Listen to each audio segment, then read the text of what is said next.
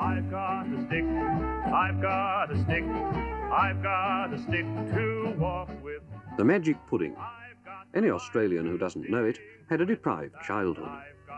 This stage version by the Marionette Theatre of Australia went to Osaka for Expo 70, and even in Japanese, titled The Magical Pie and starring Bunyip San, it carried with it the innocence and excitement, the wonder, the special fragrance of an Australian country boyhood. Am I right in supposing that to be steak and kidney pudding? Aye, at present it is. Of course. I was just thinking it smells quite delightful. It is delightful. Aye. Onions, bunions, corns and crabs, whiskers, eels and hansom cabs. Oh, good gracious! Beef and bottles, beer and bones. Give him a feed and end his groans. Now, Albert, you're splashing the gravy again. It is, of course, a masterpiece. It was written more than 50 years ago by a man who was famous even then. The magic pudding is one of the two things everybody knows about Norman Lindsay. This is the other. I consider a naked woman the most beautiful thing in this world. That's why I paint her. Well, that's really my dominating, fascinating with the feminine form. Norman Lindsay is probably one of the most prolific painters of the female nude in the world. He claims to have started drawing nudes from the age of 3, and for 86 years he's never stopped.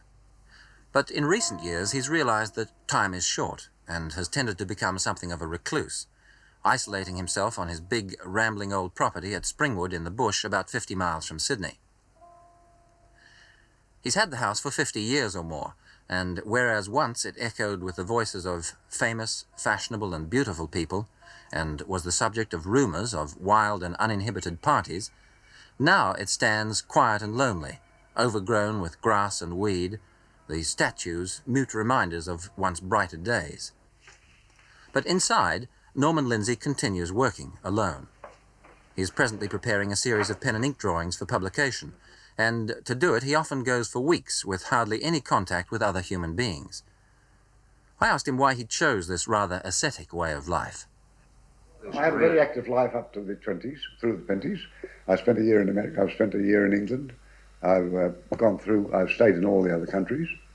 So I've travelled, and I have met during my journalistic period, that's the best thing to go through, all types of people, mixed of them.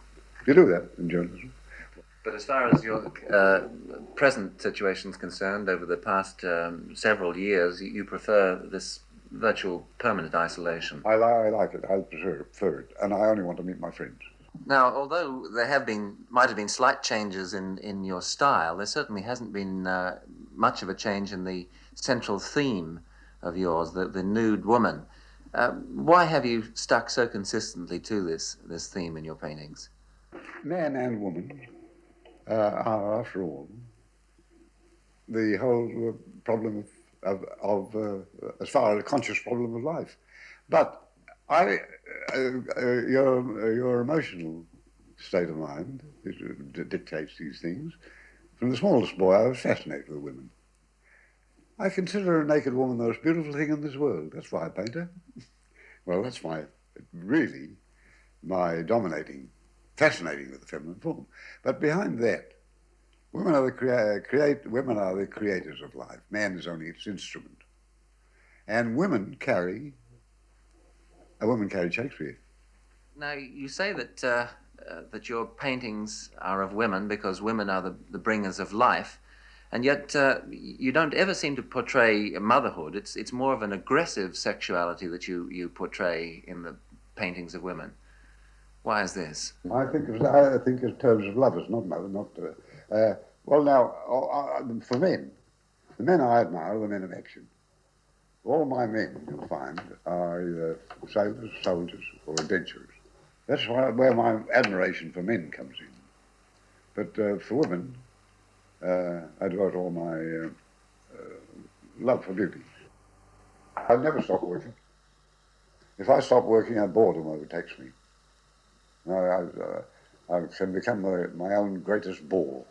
I don't want to. The moment I stop working, I'm scrapped like that.